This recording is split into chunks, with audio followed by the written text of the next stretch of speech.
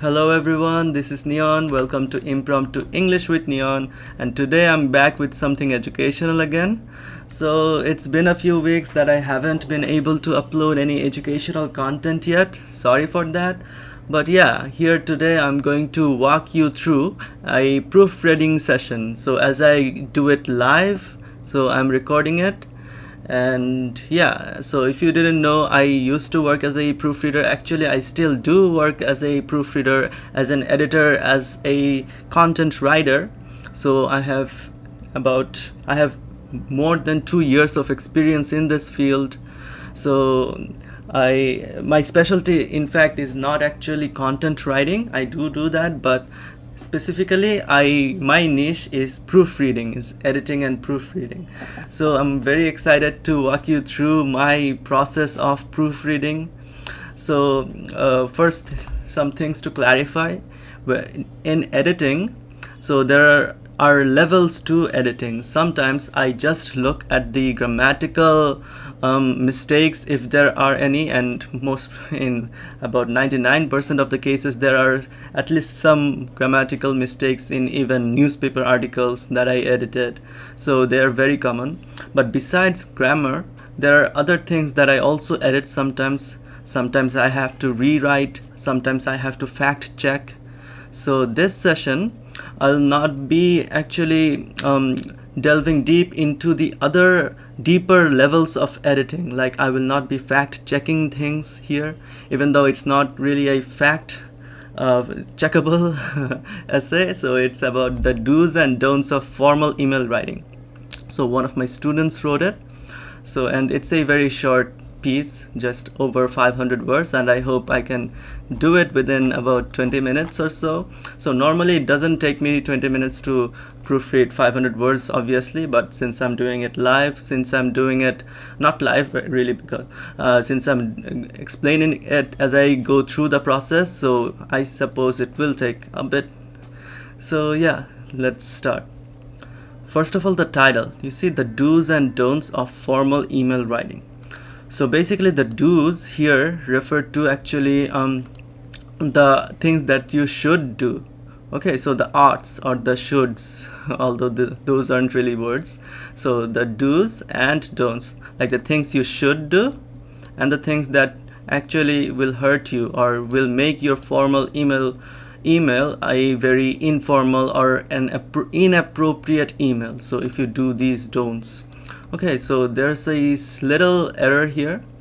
So it's actually an error that I see, a mistake that I see in a lot of people, actually, even native English speakers. So let me give you some other examples. For example, if they write there are a lot of sevens, okay, or there are a lot of kings even, so sometimes they'll write 7 and then they'll put an apostrophe and then use an S. So I don't know why this confusion happened, but normally this apostrophe, this is only a possessive marker, right? For example, when I say someone's names, okay, Michael, then apostrophe S. Okay, so, or if it's like it has, it means it has, or it is, or it was, right? But people seem to have the misconception that we can also pluralize, or we can make a word plural by adding the apostrophe and then an S. So this is a misconception. So it's actually the do's, just like this. Yes, it may look odd, and if you add an apostrophe, it seems like you're separating the do from the S, from the plural marker, but it is actually a wrong practice. And we also know, most of you will know, that we don't actually capitalize prepositions and articles, right, unless they're very long. Like if it's the word between, some formatting allows you to actually capitalize those words, but since it's just a 3-letter and non-content word, it should not be capitalized. And here actually it's all right, because here this apostrophe before this contraction marker, this is not an apostrophe, this is a contraction marker, because it contracted don't, like do not, right? the do's and do nots of formal email writing. So here actually the contraction marker is all right. You have to do this. You have to give this contraction here. Why? Because the content word is don't, and then the pluralizer or the plural marker is the s. He or she, my student, didn't write like this, right? So that would have been a mistake like the do's. So this all right of formal email writing. So this fine. So let me read. Email writing becomes a part and parcel in our life. Okay, a little bit of conceptual or a tense error here, because when we write becomes, like when we write in the present tense, for example, if I say I eat rice, so that implies that I normally eat rice. I have a tendency to eat rice regularly, or even if it's weekly or something. So I eat rice. On the opposite hand, if you say that you don't eat bananas, so that means that you don't normally eat bananas, right? So here what it means is that email writing becomes, like it becomes. So it becomes important in our life. So if you really think about it, it's true in a certain interpretation, because when we are little, it doesn't really become. It wasn't a before it wasn't very important, but when we become when we become teenagers, or when we go to college and universities, it becomes very important, right? So in that sense it does make sense. But here my student wanted to actually write that email writing has become, because of technology, right? Or is, he or she could just have written email writing is a part and parcel in our life. Okay, either is or has become is right. Okay, has become a part and parcel in our life. From sending and getting official queries to having online shopping. Okay, to having online shopping, there's a little bit of need to modify here. To getting important updates, we all rely on it since it ensures our security, accessibility, and standardity. Okay, so let's go from the top. From sending and getting official queries. Okay, this seems alright because email is needed for formal reasons. To having online shopping. So it's not having online shopping, but it's actually something like indulging in, or just simply doing. Okay, doing is alright. You don't have to write complex words like indulging in if you are confused. To doing online shopping. To getting important updates. So this part is alright. We all rely on it since it ensures our security, accessibility, and standardity. So I'm not really sure what my student meant here. Probably he or she meant standards, but I don't see how the word standards relates to this sentence. For the time being, I can just omit that part, right? I can just say it ensures our security and accessibility. And if I want to make it a more a better looking sentence, I can say just write among other things. So it will read, we all rely on it, which is email writing, since it ensures our security and accessibility among other things. Sounds better. Though the email users are rising, it loses its standardity due to non-customary write-up. Okay, here definitely he or she meant standards, right? I think so. So let's correct it first.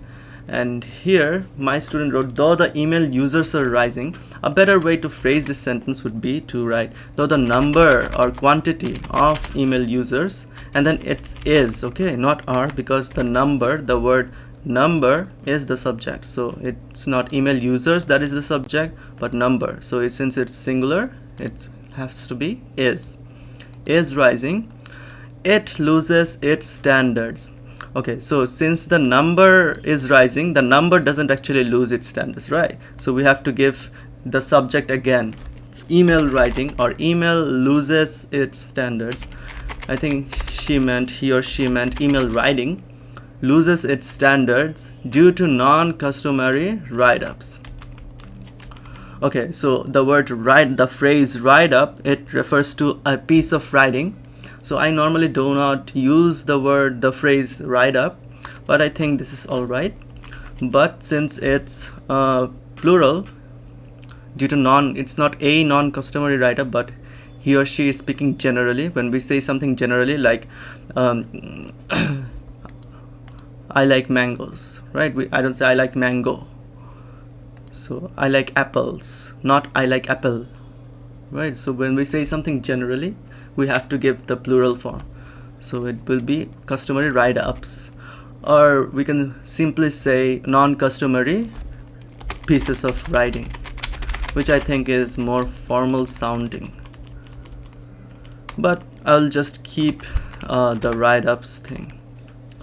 Okay, here few things are going to be mentioned about the do.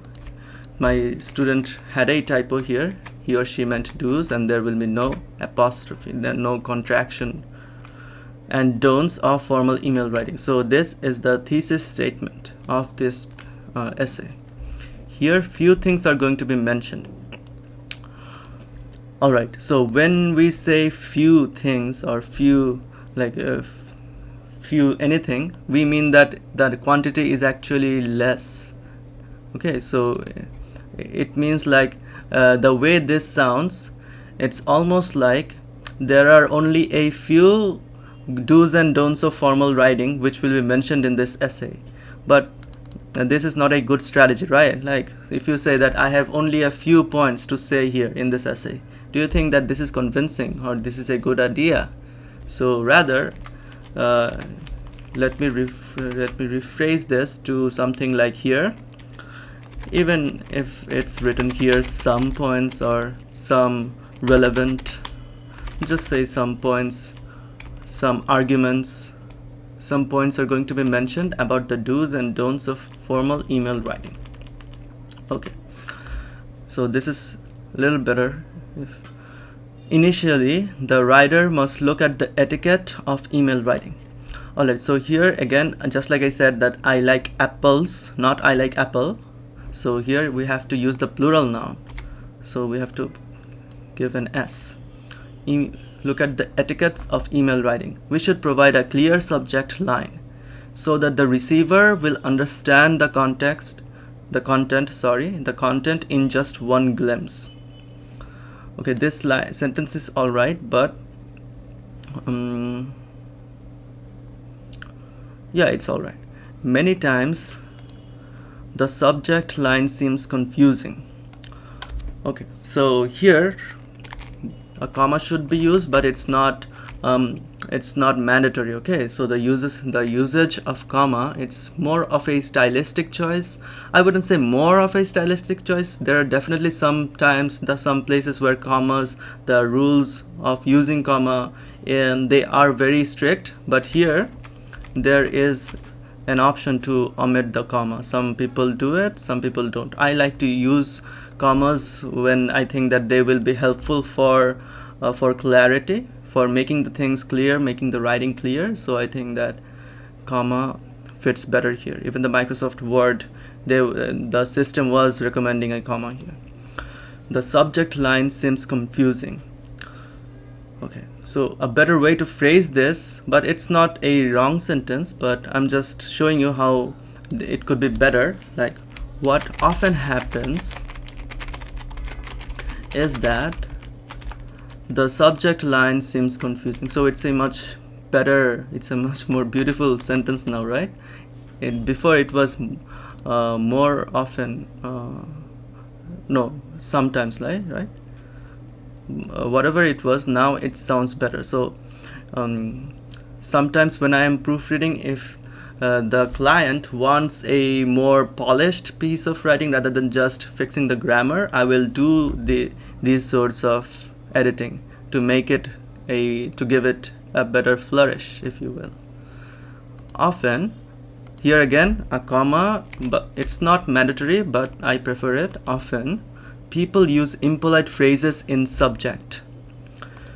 Okay, again it should be plural, right? But you can also just specifically refer to a single subject, like you could just specifically refer to a single email. So you just write in a subject, or since only one subject is there in an email, it should be the subject. often people use impolite phrases in the subject and the caliber of that particular email falls down. Okay, so the word caliber here is showing a red line in Microsoft Word. So it suggests C-A-L-I-B-E-R, the US, the American spelling. But this spelling is also alright, as long as my student didn't use both American and British or maybe even other varieties of English. So this is alright. But the sentence, often people use impolite phrases in the subject and the caliber of that particular email falls down. Instead of falls down, a better sounding word would be declines. Makes sense? So there was nothing wrong with falls down, but it just sounds almost like it's awkward. Yeah, it was a bit awky, right? So again, it's a stylistic choice. Some people may have preferred falls down, but for me, I think decline sounds better.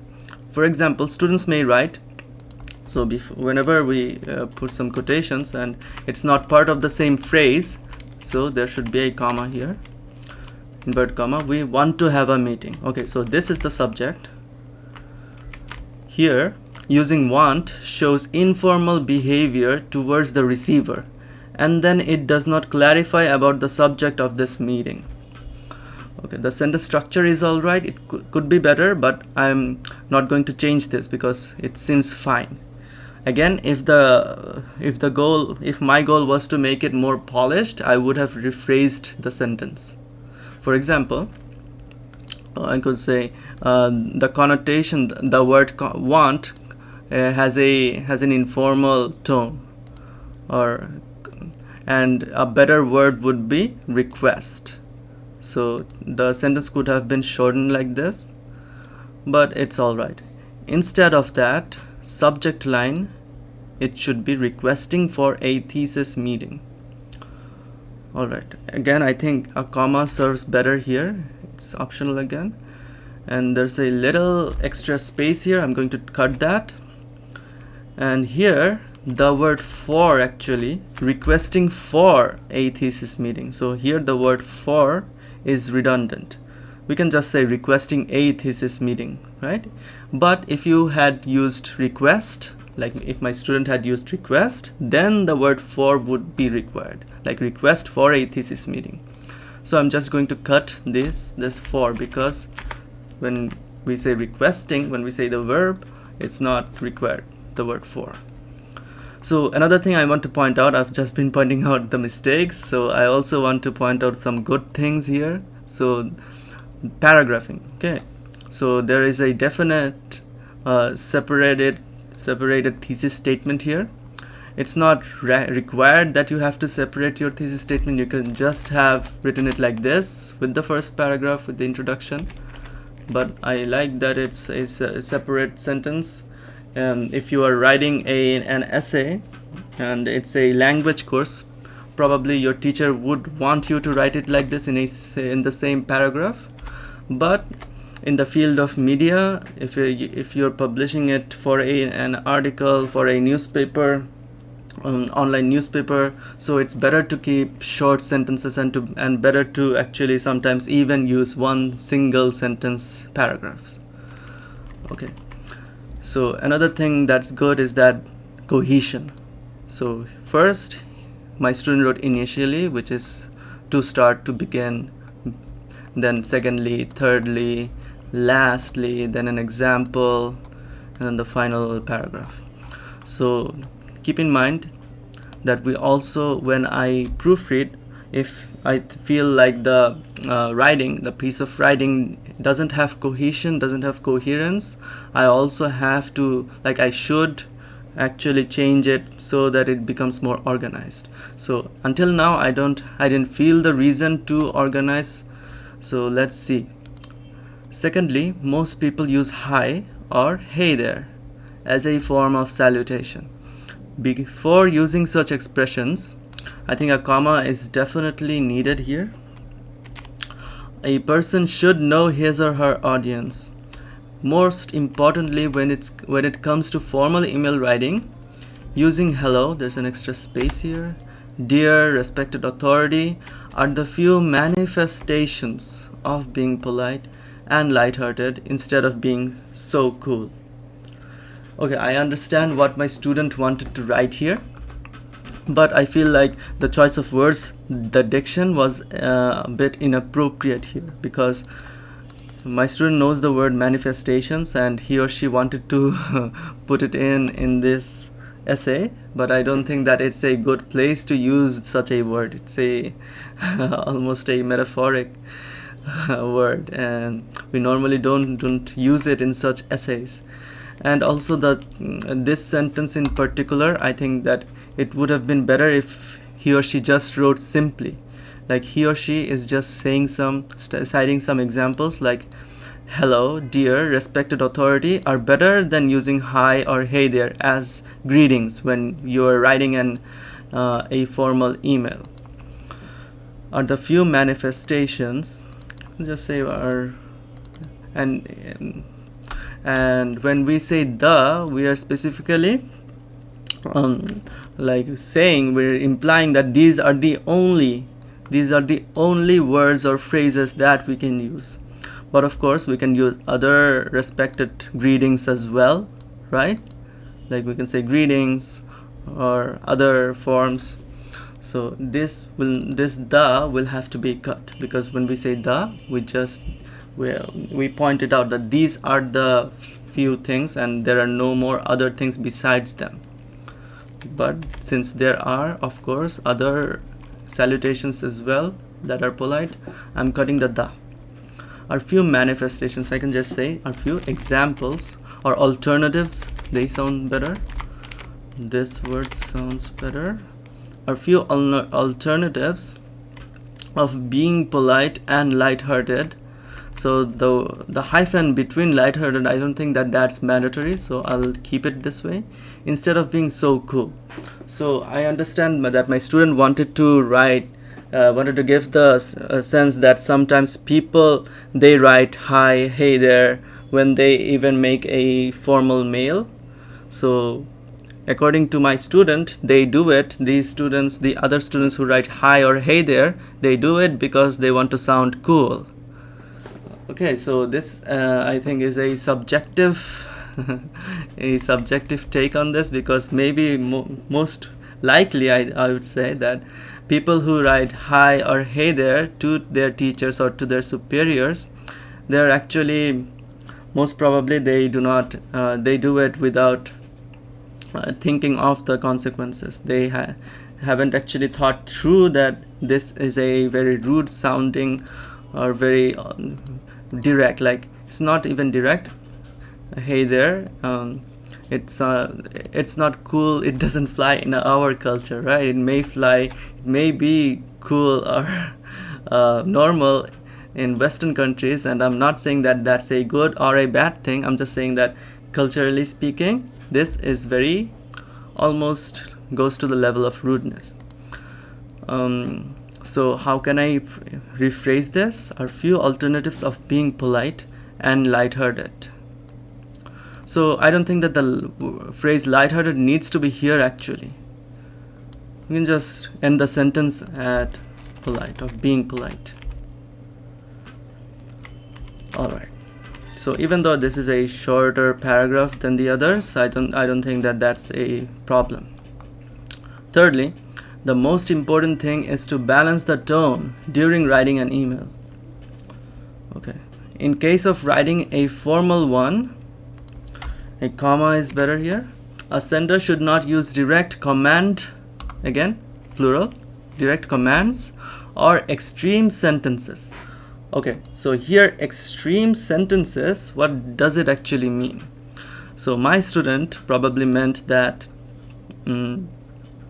very sensitive sentences are like in the word extreme, it doesn't really convey specifics. Specifically of it isn't a specific adjective, right? It's a very vague adjective. So we have to cut this. Direct commands are let me read the rest of the sentence which may be misread by the receiver. not only misread, I think that misread or misunderstood, taken out of context. Maybe if someone sees that their student is emailing them with "Hey there," they may actually become angry, right? So even though they have the right to be angry, so probably what was the case is that the student wasn't actually culturally aware, or didn't actually put that much thought into it. A real life example, so Microsoft Word is showing a blue line here, but I think that the hyphen here is not mandatory. Okay, so I'll not be changing it. I normally do not change things unless I think that it will do significantly good. So yeah, a real life example is displayed here during my undergrad. Okay, so my student is talking about his or her experience when he or she was in his or her undergraduate studies, doing his or her undergraduate studies. So first of all, this short term will not be okay. And also during my undergraduate studies, that's fine. One of the students often sent to his faculty emails, like, okay, sent emails to his faculty would be better. Sent to his faculty emails rather than that. Sent emails to his faculty like, check this, send this, there is an extra space there, send this, or something like, and also there should be a comma here, check this, send this, or something like, didn't get my copy, send it to me ASAP. Oh my god, that's very rude. This shows utmost arrogance, and it does not arouse a student's voice towards his teacher. Okay, there are a lot of things wrong here. First of all, when we say utmost, we normally have to write the word the, like I have the utmost respect for you. So the word the is required before utmost. This shows the utmost arrogance, and it does not arouse. So I don't think the word arouse is applicable here, and it does not convey and it does not respectfully convey, I guess, respectfully convey a student's voice towards his teacher, or student's voice or message, students, I'll keep it voice towards his teacher. Okay, the email could be, so my student actually offered an alternative. Let's see what he or she said. This email could be comma or colon, both are alright. Hello sir, I did not receive the copies that you were supposed to send me. Will you be able to send me these kindly? I'm in need to collect those copies since the exam is near. So I don't actually have to proofread this part because it's in direct speech, but I think that the example will be even better if it's a more indirect sentence, this one especially. Will you be able to send me these kindly? So instead of that, would it be at all possible that you are able to send me these at your earliest convenience?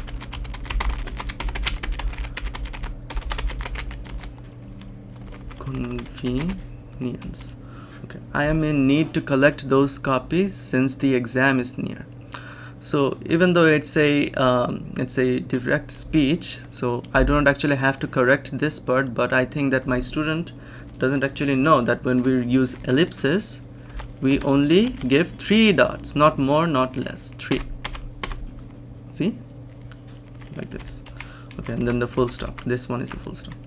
Okay, lastly, the next point. Okay, when you say lastly, you don't actually have to say the next point. Lastly comes the proofread, or lastly comes proofreading, right? Funny how I'm actually also proofreading this proofreading. So my student also wrote about proofreading. Before sending the email, a comma would be good here. We must go through the email several times. Okay, so there is a parallel error here. First, my student is talking about a single email, but then he or she talks about more than one, more than, like, general. Normally when we, as I said repeatedly, normally when we say something like I like apples, we say apples, not apple. So this is right in that case. But here it's also okay to write with an article, like before sending an email or the email, it's all right. So it's a singular noun then. So here also it should be singular, or it could be just be plural in both cases. Like before sending emails, we must also go through them or the emails several times. So I'll just keep it singular. We must go through the email, or it must go through it several times. And I think must is a bit very like excessive. We can just say we should or we ought to go. We should go through it several times. In many of the cases, we should calm ourselves down, or just calm down. Okay, you don't have to say calm ourselves down. Calm down and read the entire write-up properly. Okay, another example from my undergraduate life shows the importance of proofreading and not being an anxiety freak. Okay, the student wanted to know its grade. I think it would be his or her grade, or just their. Okay, this is the singular genderless noun. And even though it seems like it's plural, it can also be used as a singular genderless non-gendered pronoun. Their grade from his faculty, so it will be their faculty, since they heard many students had failed in the exam. Okay, out of fear they wrote, and you don't actually have to always use they. You can single out a gender to use your pronouns for, like you can say her or you can say his, but I'll just use their because it's neutral. Out of fear they wrote. Here the comma, you can use a comma, but since it's a short sentence, I don't think that it will look good. Hello miss, this is Sultan Sulaiman Khan, then the ID, course vice president. Can you please tell me if there is everything all right with my final paper? Okay, again it's a direct speech, like my student is actually making an example. It's a made up example most probably, but so we don't actually have to cut the space here, because most probably, and since it's also about proofreading, the example, the student who wrote this example, I mean Sulaiman Khan, it was his or her, his oversight. So I don't have to actually cut this part. Here after the word course, a comma would be better. He had to use hyphen. I used they before. They had to use a hyphen. A hyphen, right? A hyphen. After that, the course code was WAR 101 instead of the Vice President WAR 101. Okay, so because of autocorrect, somehow Vice President came in. I don't know why it would come in, but my student wrote this, and I guess it maybe does. Sometimes this sort of blunder happens. So I'll keep it. It's a very funny example. Definitely, it is a grave mistake. Okay. Then the student uses repetition. Okay, so repetition of please and kindly. Let me see. Can you please kindly tell me? Okay, it's not actually repetition, it's redundancy. Okay, so when you say please, you don't actually have to say also kindly. And I don't think it's a very big mistake if you say both. Can you please kindly? But I'll keep this in and just say redundancy of please and kindly in one sentence, which since they mean the same. Afterwards, instead of using if, the student should use whether, and then again there is a mistake of spelling all right. I think this part is not related to this sentence, so I'd rather separate it. Moreover or finally, okay, you can say finally, because it's the last example. Again, there is a mistake of spelling. Mistake of spelling or just spelling mistake. Spelling mistake sounds better. So as you are seeing, sometimes I play it by ear. I read aloud the sentence or word to see if it makes, if it feels good to actually voice out. Let me read this example again. Can you please kindly tell me if there is everything all right with my final paper? So let me give you, besides the proofreading part, since I have also worked on this formal and informal email debate and have structured lesson plans around it, I know that even better example and even better alternative would be to write something like, let me actually write this down. And a rephrasing of the final request would be, is it at all possible for you to kindly inform me? Because tell is it's not informal, but the word inform sounds more professional. To kindly inform me if there is if everything is all right. There is everything already, it's redundant, so everything is all right with my final paper. Yeah, that's it. I think, yeah, just the conclusion. All in all, the points stated above are related to formal email etiquettes which fall, because the subject is points, and also etiquettes which fall under the do's and don'ts of writing a formal email. Yeah, that's it. So overall, I'd say that the most striking, I think here is an extra space here. Yeah. So I'd say the most overt mistakes concerned actually the fact that my student didn't proofread his or her own paper, even though he talked about it, he or she talked about it. So if he or she had proofread, a lot of the mistakes, about 40-50% could be avoided. And then there are some other errors like subject verb agreement and some plural other things like articles. So those didn't actually come into my mind when I'm now thinking about the overt mistakes. I'm feeling that the best thing that he or she could have done was to just proofread it. So even though it took me a lot of time to do this live, so it doesn't actually take at all long when you're doing it without explanation. So yeah, that's the video. Hope you like it, hope you've enjoyed it, and more importantly, hope you've learned something from this. If you want more content like this, please leave it in the comments. Yeah, thank you all. Hope you stay with me on my journey to become more fluent in English. Bye bye.